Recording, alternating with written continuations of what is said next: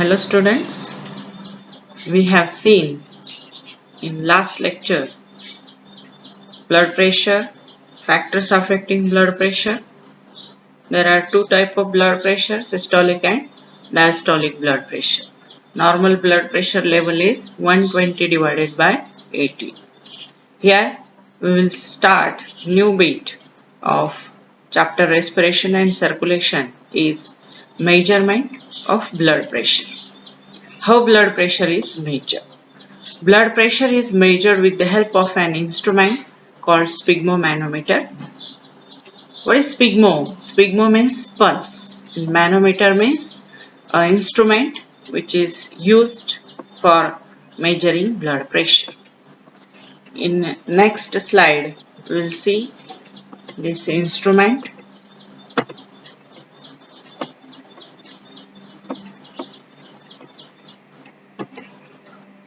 This is the sphygmomanometer, or in hospital it is commonly called BP apparatus. You all seen this apparatus or instrument in the hospital. This is called manometer, sphygmomanometer. This one is the manometer, which have on which two scale. In the middle there is a mercury U tube. This mercury level increases when pressure is increases. This is the manometer. And another thing is this rubber tube, which is inflatable. Inflatable म्हणजे ती फुगते, जशी त्याच्यामध्ये हवा भरली जाते ती मोठी होते. This inflatable rubber tube covered by a cotton cloth. This cotton cloth which cover this rubber tube or cuff. It is commonly called cuff. It covered on upper arm, म्हणजे दंडावर आपल्या गुंडाळली जाते ही हाताच्या दंडावर, on upper arm. And this rubber tube or cuff is connected with the help of this rubber tube to a manometer. On one side is connected to manometer, and on other side with the help of this rubber tube it is connected to this rubber bulb, right? And this rubber bulb have a small knob which decreases the pressure. Here how blood pressure measured. This is the instrument. Then during measurement the person is called to lie in a sleeping position. म्हणजे जेव्हा आपल्याला blood pressure मोजायचं आहे तेव्हा doctor सांगतात की पेशंटने झोपावे, sleeping पोझिशनला असावे, आणि आपल्या हातावर the instrument placed at the level of heart. आपलं हे जे मॅनोमीटर आहे हा आपल्या हार्टच्या लेवलला, झोपल्यानंतर आपल्या हार्टच्या लेवलला हा ठेवला जातो. असाच सेम जसं इथे तुम्हाला दिसतोय डायग्राम मध्ये, असा राईट अँगल मध्ये हा मॅनोमीटर ठेवला जातो. आणि ही जी कफ आहे रबर ट्यूब, ही कफ ही आपल्या अपर आर्मवर रॅप केली जाते, tightly wrapped around upper arm. The cuff is inflated till the branchial artery is blocked due to external pressure. या रबर बल्बच्या साहाय्याने आपण प्रेशर इन्क्रीज करतो. या इन्फ्लाटेबल रबर ट्यूब मध्ये प्रेशर इन्क्रीज झाला की ते आपल्या हाताच्या भोवती म्हणजे दंडाच्या भोवती गुंडाळलेले ते इतकं जास्त प्रेशर वाढवलं जातं की आतमधले जे ब्लड वेसल आहेत त्या क्लोज होतात, ब्लॉक होतात. Then pressure in the cuff is slowly lowered. मग हा जो नॉब आहे या नॉब थोडासा लूज केला जातो, याच्यामुळे प्रेशर डिक्रीज केलं जातं, स्लोली लोअर होतं, ते म्हणजे डिक्रीज होतं. till first pulsative sound is heard. आता इथे एवढी जास्त आपण इथे प्रेशर भरलं होतं की ब्रँकियल आर्टरी क्लोज झाले आणि या स्टेथोस्कोपच्या सहाय्याने आपण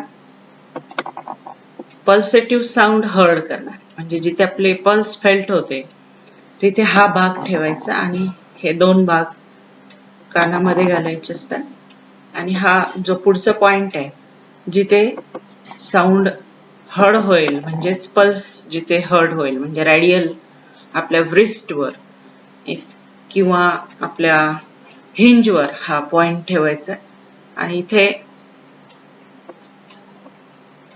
पहिला साऊंड जेव्हा आपण लूज करतो हा प्रेशर पहिला पल्स साऊंड हर्ड होतो.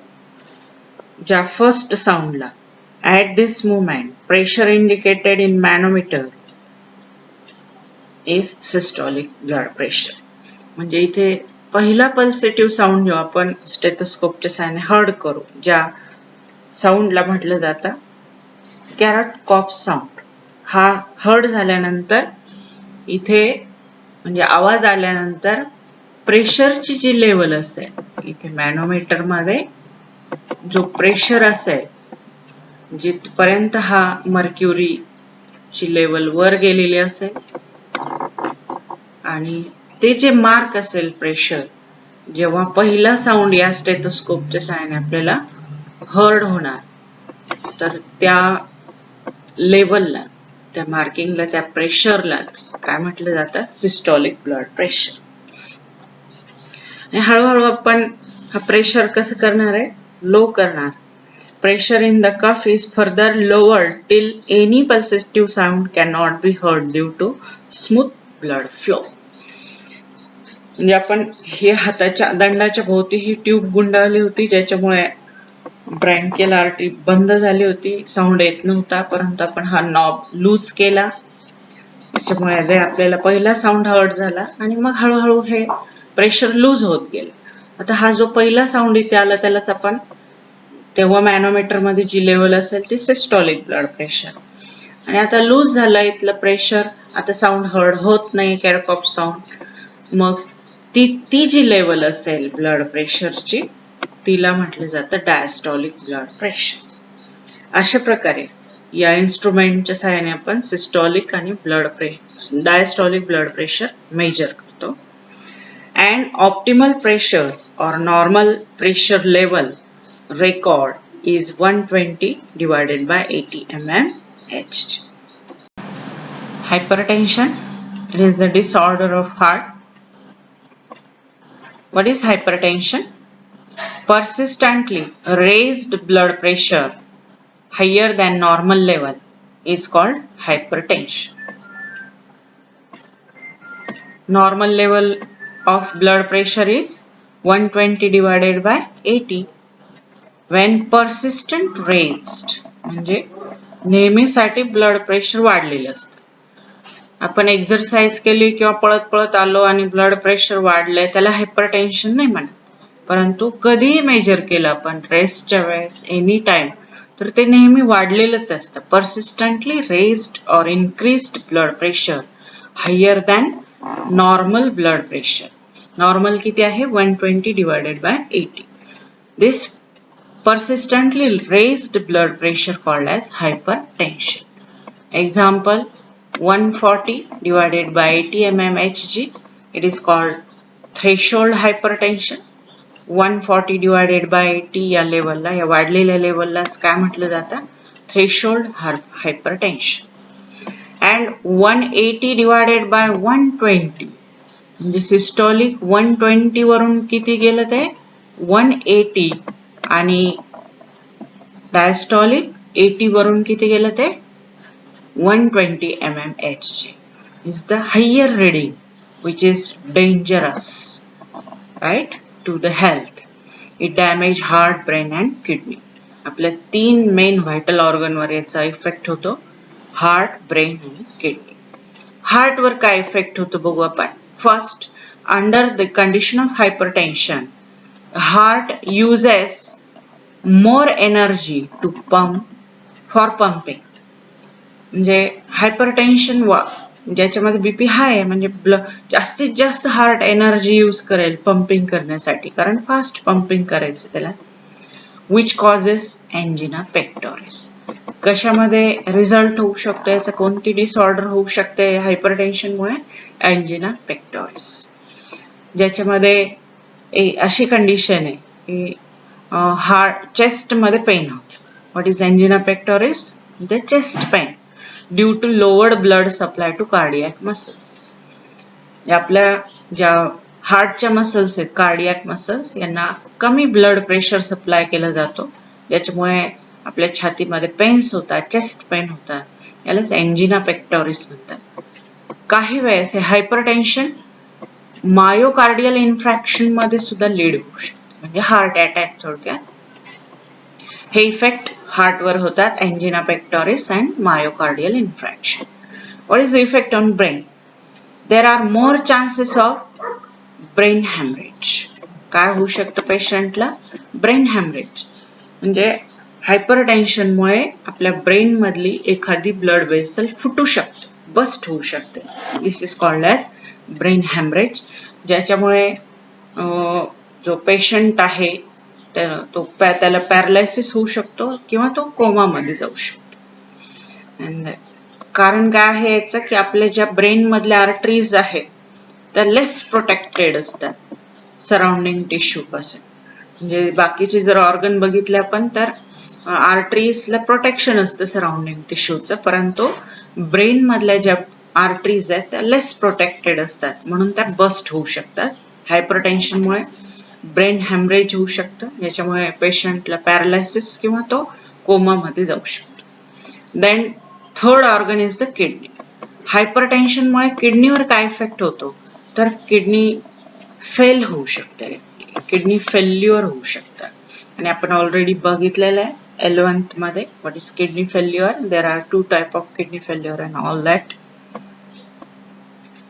Then we will see the next disease is the CAD. CAD, or it is also called as coronary artery disease. It is also called as atherosclerosis. What is CAD? Next slide. Coronary artery disease or CAD. It is also known as atherosclerosis. Atherosclerosis means deposition of fats in the lumen of artery. It narrow the lumen of artery. Calcium,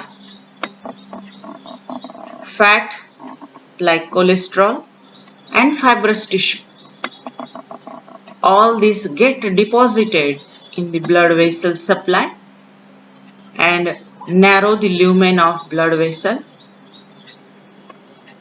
and decreases blood supply to heart muscles, reducing the blood supply to heart muscles. आपल्या आर्टरीच्या lumen मध्ये calcium, cholesterol fat आणि fibrous tissue deposit होतात आणि ज्याच्यामुळे ल्युमेनची जी size आहे ती narrow होते आणि ल्युमेनची साईज नॅरो झाली की पुढचा जो पार्ट आहे हार्टचा आपला त्याला ब्लड सप्लाय कमी होतो. यालाच आर्थरिओस्क्लेरोसिस किंवा CAD असं म्हटलं जातं. बघा इथे डायग्राम मध्ये दिसते आपल्याला, ही आर्टरी आहे, हा अवर्टा, systemic अवर्टा which supply blood to all part of body.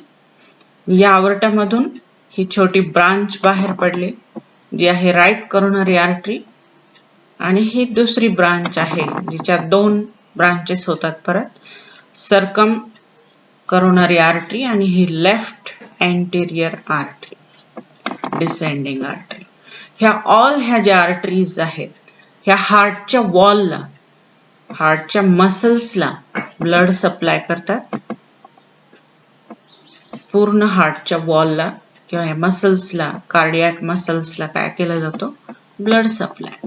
आता या करोनरी आर्टरी मध्ये जर काय डिपॉझिट झाले कॅल्शियम, कोलेस्ट्रॉल आणि फायब्रस टिश्यू. बघा आपल्याला इथे दिसतं डायग्राम मध्ये.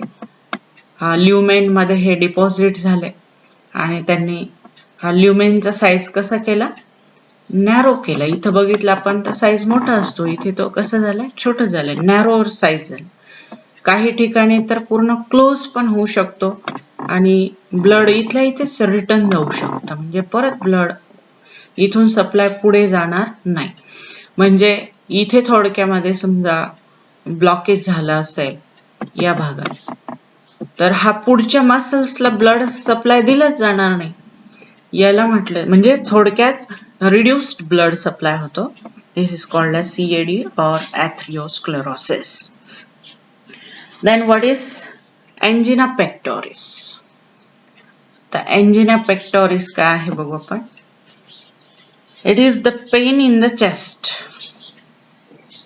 पण सुरुवातीलाच बघितलंय angina pectoris म्हणजे ज्याच्यामध्ये चेस्ट पेन्स होतात, छातीमध्ये दुखतंय, ज्याला angina pectoris असं म्हटलं जातं. तर का होतं असं बघू आपण. याचाच रिझल्ट येतो CAD पुढे जाऊन कशामध्ये कन्वर्ट होत असतो, angina pectoris.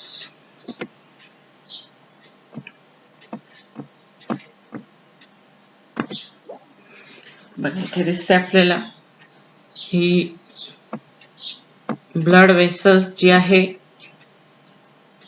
ती नॅरो झाली